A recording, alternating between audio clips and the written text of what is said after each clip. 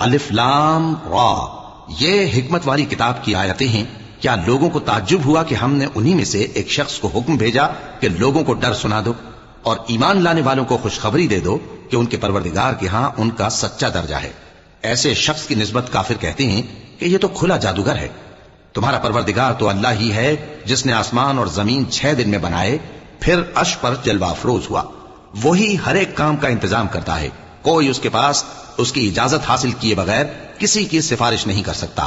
یہی اللہ تمہارا پروردگار ہے، تو اسی کی عبادت کرو۔ بھلا تم غور کیوں نہیں کرتے؟ اسی کے پاس تم سب کو لوٹ کر جانا ہے۔ اللہ کا وعدہ سچا ہے، وہی خلقت کو پہلی بار پیدا کرتا ہے، پھر وہی اس کو دوبارہ پیدا کرے گا تاکہ ایمان والوں اور نیک کام کرنے والوں کو انصاف کے ساتھ بدلہ دے۔ اور جو کافر ہیں ان کے لیے پینے کو نہایت کھولتا پانی اور درد دینے والا عذاب ہوگا، کیونکہ وہ کفر کرتے تھے۔ وہی تو ہے جس نے سورج کو خوب روشن اور چاند کو بھی منور بنایا اور چاند کی منزلیں مقرر کی تاکہ تم برسوں کا شمار اور کاموں کا حساب معلوم کرو۔ یہ سب کچھ اللہ نے تدبیر سے پیدا کیا ہے، سمجھنے والوں کے لیے وہ اپنی آیتیں کھول کھول کر بیان فرماتا ہے۔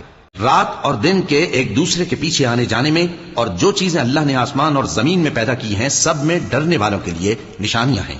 جن لوگوں کو ہم سے ملنے کی توقع نہیں اور دنیا کی زندگی سے خوش اور اسی پر مطمئن ہو بیٹھے اور ہماری نشانیوں سے غافل ہو رہی ہیں، ان کا ٹھکانہ ان اعمال کے سبب جو وہ کرتے ہیں دوزخ ہے۔